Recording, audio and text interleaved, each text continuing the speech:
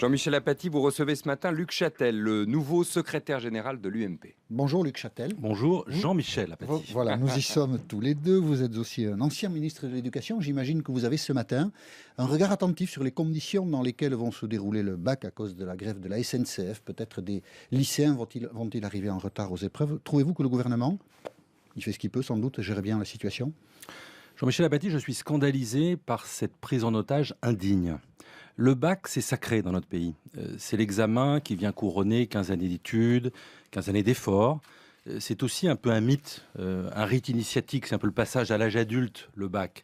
Et donc le bac, c'est sacré. Le bac, c'est un symbole qui mérite l'union nationale. C'est un symbole. C'est l'attitude des cheminots qui font grève. J'ai entendu des comportements inacceptables. J'ai entendu le secrétaire général de la CGT nous expliquer que ça ne concernait, je cite, que 8% des bacheliers. Pour information, 8% des bacheliers, c'est 50 000 élèves ce matin. 50 000 élèves qui, en plus du stress de l'examen, ont dû, tout le week-end, stresser pour savoir s'ils seraient présents à leur examen ce matin. J'ajoute que ça fragilise évidemment l'organisation de l'examen. J'ai été ministre de l'Éducation nationale, parce qu'à partir du moment où vous avez des élèves qui arrivent en retard, ça veut dire qu'on peut multiplier, j'entendais ce matin le représentant des chefs d'établissement, les risques de fraude. Donc c'est tout un symbole. C'est l'examen cher aux Français qu'on est en train de mettre en cause, et je crois que des petits égoïsmes méritaient mieux que cela. Allez-vous voter la réforme de la SNCF à l'Assemblée nationale, Luc Châtel? Non, nous ne la voterons pas. Nous avons été très clairs depuis le début du dépôt de ce texte parce que nous pensons que c'est une mauvaise réforme. Pourquoi c'est une mauvaise réforme? Réunifier Réseau Ferré de France et SNCF, oui, c'est une mauvaise réforme. Nous pensons que c'est une mauvaise réforme parce qu'elle revient sur une logique qui consiste à séparer l'organisateur des réseaux et l'opérateur. Nous sommes favorables à la concurrence dans le transport ferroviaire.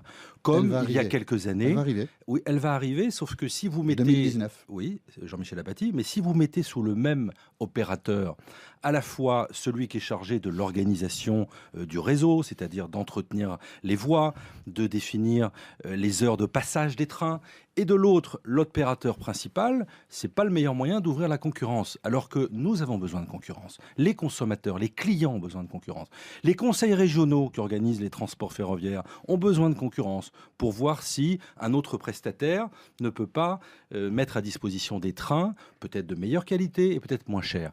Voilà. Et donc, le député UMP, Hervé Mariton, a dit moi je la voterai. Écoutez, l'UMP devrait la voter. Je l'ai entendu. Ce que je note, c'est que les députés de notre groupe qui travaillent depuis des mois sur ce texte, qui sont les spécialistes en matière ferroviaire, pour certains d'entre eux, je pense à Dominique Bussereau, ont été ministres des Transports, ont été très clairs depuis le début de l'examen en commission de ce texte, nous ne le voterons pas. Et je vais vous dire ce matin, le gouvernement, à mon sens, vu l'état de la situation, vu qu'il s'agit d'un texte qui va dans la mauvaise direction et qui est un retour en arrière, vu l'état de la situation du pays, aurait, à mon sens, intérêt à retirer ce texte. Vous demandez au gouvernement de le retirer pour calmer le jeu. Je le demande de retirer parce que c'est un mauvais texte d'abord. Ensuite, parce que je vois qu'il y a une crise dans le pays qui en plus va jusqu'à la désorganisation de l'examen qui est le plus important pour les jeunes Français. Et une fois qu'il l'aura retiré, l'UMP dira quel gouvernement de faible qui capitule devant les grévistes. Non, parce que si vous voulez, au moins sur ce sujet, vous savez, nous avons beaucoup de progrès à faire dans beaucoup de domaines, on peut y venir, Jean-Michel Apathy. Mais oui, à l'UMP. Ouais, mais au moins sur ce sujet, nous sommes très clairs sur ce que nous pensons qu'il faut faire. Voilà, nous pensons donc vous demandez le retrait du texte comme la CGT. Nous mangeons, mais pour deux raisons différentes. La CGT, elle, était favorable au départ à ce texte. La CGT l'était pour des raisons conservatrices. Nous pensons qu'il faut maintenir, d'une manière dissociée, un système d'organisation du réseau et de l'autre, un prestataire de service, comme c'est le cas par exemple dans le transport aérien. Personne n'imagine aujourd'hui qu'on mette sous la même coupe Aéroport de Paris et Air France. Ce serait inimaginable. C'est pourtant ce qu'on va faire dans le transport ferroviaire. Vous inaugurez ce matin, Luc Châtel, vos fonctions de secrétaire général de l'UMP dans le cadre de la direction provisoire de ce parti. Vous cohabiterez avec le triumvirat Fillon, Juppé, Raffarin. Première question essentielle, qui va signer le chèque? Vous? Écoutez, il y a une délégation de signature qui existe dans tous les partis. C'est-à-dire qu'il y a trois anciens premiers ministres que vous avez cités qui exercent la présidence, la coprésidence, qui vont me déléguer en tant que secrétaire général cette responsabilité, qui peut ensuite être déléguée à des permanents du parti. Le directeur général de l'UMP, Éric Césary, était limogé à l'heure où nous parlons. À l'heure où nous parlons, non. Vous me permettrez de prendre mes fonctions dans quelques instants. Et la direction provisoire aura, dès aujourd'hui, à prendre un certain nombre de décisions. Mais vous me permettrez de ne pas les évoquer ici, mais d'attendre de prendre mes fonctions. Ça fait partie de la transparence non. Et de ce que l'on doit aux citoyens, ça fait partie du respect vis-à-vis des principaux intéressés et des salariés que de leur réserver nos intentions, Jean-Michel Apathy. Xavier Bertrand, il était ici mercredi matin, dit tous ceux qui directement ou indirectement sont mêlés à l'affaire Big Malion doivent être mis à l'écart de l'UMP. Il a raison. Je pense que le travail de la direction provisoire, c'est de recoller les morceaux. C'est d'apaiser les choses. C'est tout à fait ma question. Si, c'est votre question. En tout cas, c'est ma réponse sur le fait que notre rôle, notre mission, c'est d'organiser un congrès, c'est-à-dire de redonner la parole à nos militants dans les meilleures conditions, de faire en sorte que chacun retrouve sa place à l'UMP. Naturellement, nous allons faire toute la transparence sur ce qui s'est passé, et c'est une des missions de la direction provisoire. Mais en même temps, notre mission principale, c'est un nouveau départ pour l'UMP. Est-ce qu'il faut mettre à l'écart tous ceux qui ont été mêlés à l'affaire Big Malion ? Mais qu'est-ce que ça veut dire être mêlé à l'affaire Malion ? Nous allons prendre des décisions, encore une fois, nous venons de l'évoquer. Ensuite, ce qui est important, c'est que toutes les personnalités politiques du parti puissent participer à ce débat. Nous devons avoir un débat d'idées. Je rebondis sur ce que disait Alba Bandura tout à l'heure. L'UMP va mal. L'UMP est aujourd'hui fragilisé. Or, nous avons besoin d'un grand parti d'opposition. Nous avons besoin d'une alternance crédible dans notre pays. L'UMP peut mourir, comme le Parti socialiste. Tous les partis politiques peuvent mourir. Mais là, dans la circonstance actuelle, l'UMP peut disparaître. Mais bien sûr, j'ai assisté, vous savez, à la fin des années 90, à la mort de l'UDF. La vie politique, c'est cela. La question est de savoir si c'est de la destruction créatrice, Jean-Michel Apathy. C'est-à-dire si on est capable de rebondir. Et la mission de la direction provisoire, c'est 150 jours pour un nouveau départ.